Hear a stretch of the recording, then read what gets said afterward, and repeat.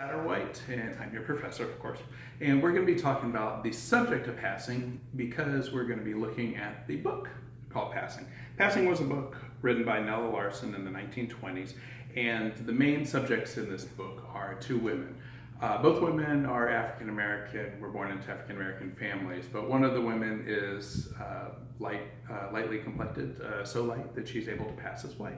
In fact, she marries a white woman, and marries a white man, and this becomes a big issue within the story, which you'll read about. I want to talk about the subject itself, though, of passing, and talk about why somebody would pass. And to do so, I'll read this one little article. This is from the 1930s, and this is an article written called "Virginia is Still Hounding White Negroes Who Pass," and forgive me for the outdated racial terminology. The state of Virginia, through its Bureau of Vital Statistics director, is still hounding white Negroes who pass, according to a report in the Eugenical News. The Virginia Bureau of Vital Statistics discovered soon after the organization of the Bureau in 1912, begins the report, that near white Negroes were registering their births as white. The Bureau began to investigate the matter through its local registrars, physicians, and others, and discovered a spontaneous and widespread movement of those people to secure official recognition as white through birth, death, and marriage registration. Now, why would that happen? What are some of the reasons why this would happen? One of the reasons why, and probably one of the most obvious reasons, is because during the 1920s, this was a period of intense racial violence. This is looked at as one of the periods of the heights of the lynching era, which took place really after the Reconstruction era and then went into roughly the 1950s and even later in many instances. But nonetheless, this is about the height of this era. And because of the racial violence, the rise of Jim Crow segregation laws, the humiliations that were forced upon many people in the African American communities, some people who were lightly complected enough had made a choice that they were going to pass as white because they could. And because of this was one of the ways that many people were able to move into certain social status, gain certain social status. They were able to move up within society, able to get positions at work and many things. College, for people that otherwise would not be able to go to college simply by checking white in the box where it asks what your race or ethnicity is. They were able to do so. Now, this is a period that went on for a number of years, and it's in fact, including this what I just read here from Virginia. This law was started in 1926, and after it was enacted in 1926, it went until 1974. And I'll give you a little background history. I was born in 1972, and I was born in Virginia, and my great-grandmother was actually listed as mulatto.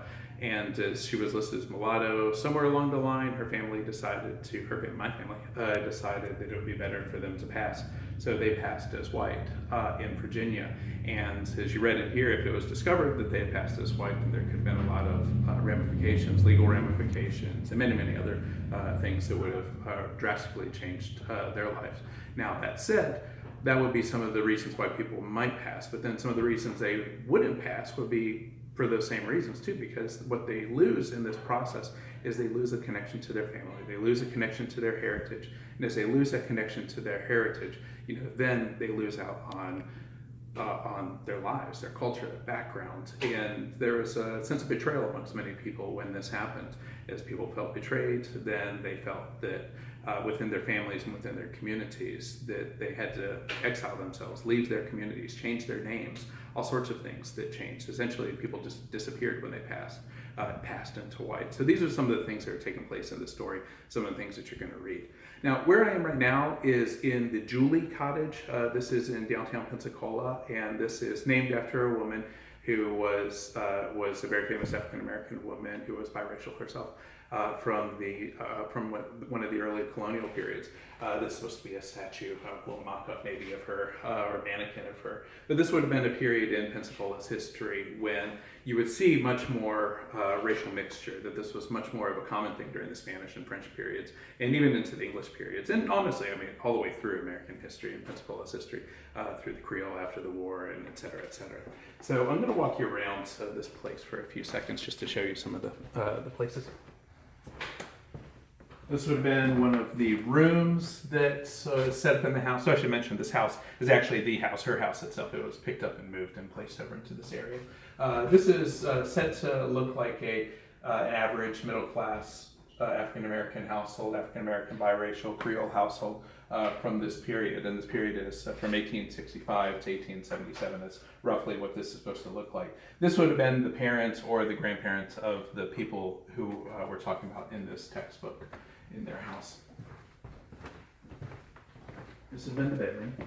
And I'll bring you around to this part over here.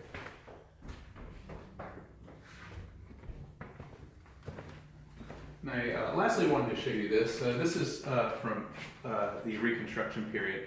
This is after the Civil War.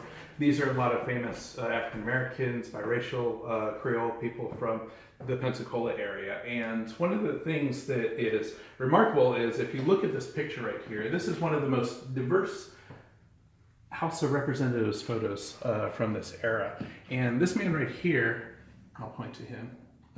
This is one of the most famous African Americans from Pensacola. His name is John Sunday.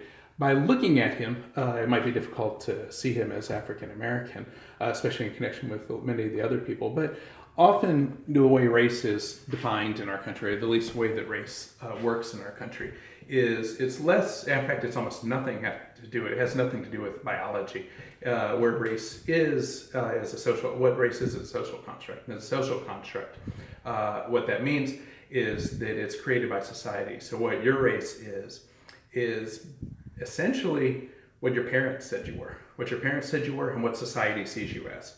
And this is the case with John Sunday in here. John Sunday, and many of the characters in these images, not all are African American, but many were part of this period.